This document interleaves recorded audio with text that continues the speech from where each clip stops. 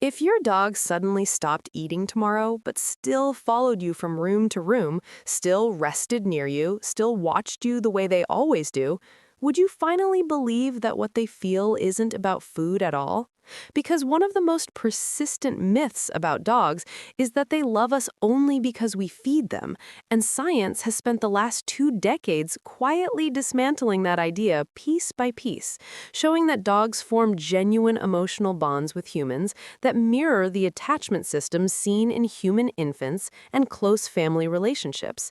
And this isn't a metaphor or a feel-good assumption, it's supported by neurobiology, behavioral studies, and brain imaging, beginning with the role of oxytocin, a hormone deeply involved in bonding, trust, and emotional security, which increases measurably in both dogs and humans during calm, affectionate interactions, such as gentle petting, soft verbal communication, and especially mutual gaze.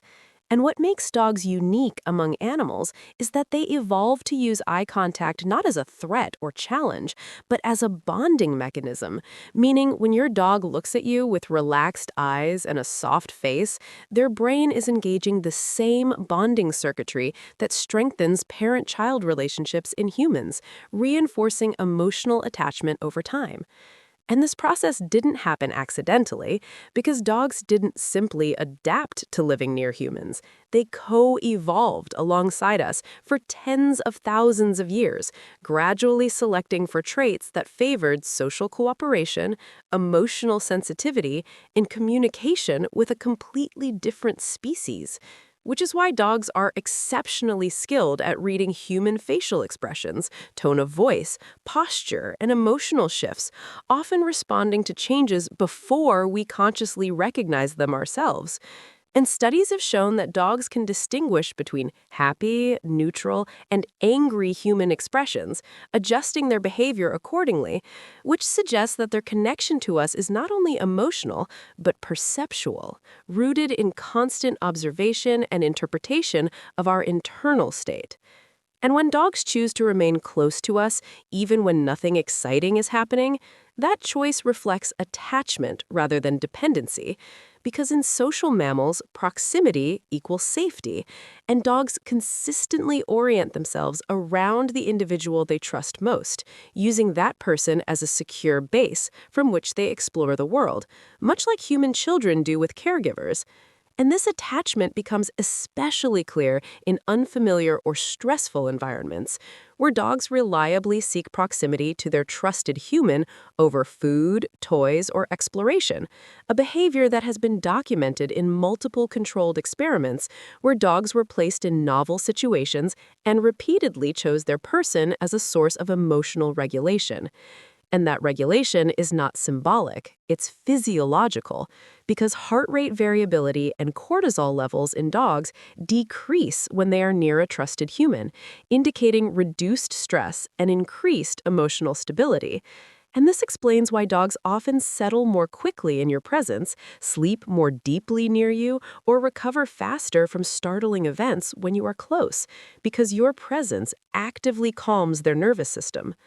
And one of the most misunderstood aspects of canine love is excitement, particularly during reunions. Because when dogs greet us intensely after even short separations, it's easy to dismiss that behavior as exaggerated enthusiasm or lack of time perception. But research suggests that reunion behavior is driven less by time elapsed and more by emotional contrast, because separation creates mild stress and reunion resolves it, releasing dopamine and oxytocin in the process. And importantly, dogs do not display the same intensity of greeting toward everyone, which tells us that their attachment is selective rather than indiscriminate, and that selectivity is one of the strongest indicators of genuine emotional bonding.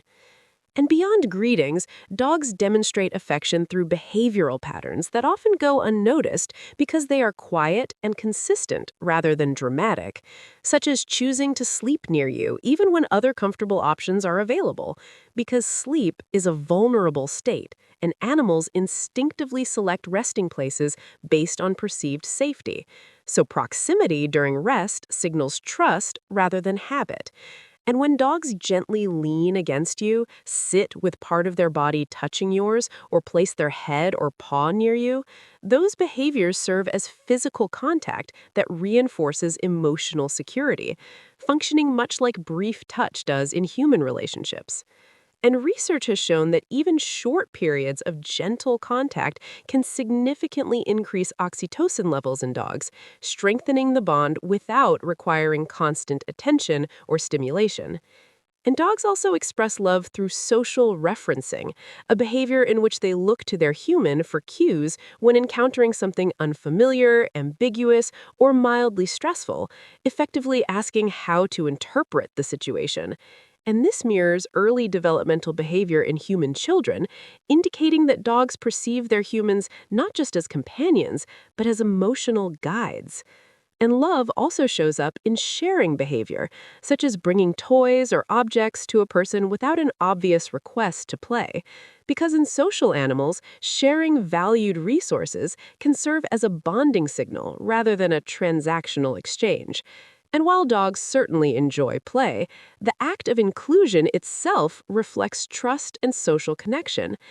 And even behaviors often misinterpreted as attention-seeking, like following from room to room or watching quietly from nearby, are frequently expressions of attachment rather than anxiety, especially when the dog remains calm and relaxed. Because dogs evolved to maintain proximity to their social group, and choosing you as the focal point of that proximity reflects emotional prioritization.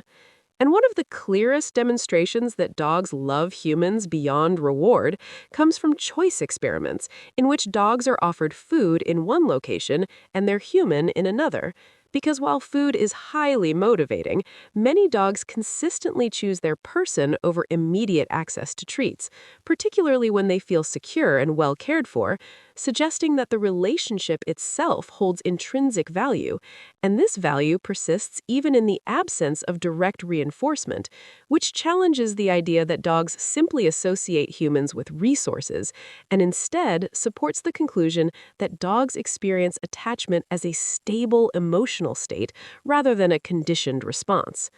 And dogs also demonstrate emotion contagion, meaning they tend to mirror the emotional states of their humans over time, becoming calmer with calm people and more anxious with anxious ones, which reflects not only sensitivity, but emotional attunement. And this attunement deepens through consistency and predictability because dogs thrive on reliable social signals, learning not just routines, but emotional rhythms, adjusting their behavior to align with the household's emotional climate. And protection behaviors further illustrate canine affection, not as dominance or aggression, but as vigilance. Because dogs often position themselves between their human and unfamiliar stimuli, alert to changes in the environment, responding to perceived threats not out of fear, but out of social responsibility, a trait that emerged through generations of cooperative living. And importantly, love in dogs does not disappear when humans are imperfect, distracted, or emotionally inconsistent, because dogs do not track relationships as a balance sheet of mistakes and rewards. They live almost entirely in the present, prioritizing group cohesion over resentment, which is why they forgive easily and reattach quickly after conflict. And this does not mean dogs lack memory or awareness. It means their social instincts emphasize repair rather than withdrawal. And this may be one of the most quietly powerful lessons dogs offer humans, because their form of love is not dramatic or conditional, it is steady, patterned, and grounded in shared experience. And when people ask whether their dog loves them, the answer is found not in isolated moments of excitement, but in long-term behavioral consistency, in who the dog chooses to be near, who they seek when uncertain, who they trust during vulnerability, and who they orient themselves around day after day. And perhaps the most compelling evidence of canine love comes from neuroimaging studies using functional MRI, which have shown that dogs exhibit activation in reward and emotion centers of the brain when exposed to the scent of their human, even in the absence of food. indicating the human presence itself carries emotional significance. And this response does not generalize equally to all familiar people, reinforcing the idea that dogs form specific emotional attachments rather than generalized preferences.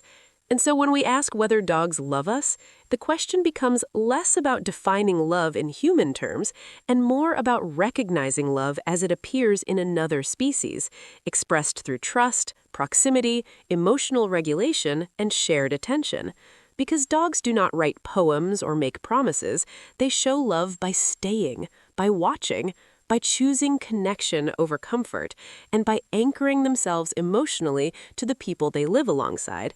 And in a world that often measures affection through words and gestures, dogs offer a quieter version, one that science now confirms is not imagined or sentimental, but real, biologically grounded, and shaped by thousands of years of living together, where love is not loud, not conditional, and not performative, but present, steady, and expressed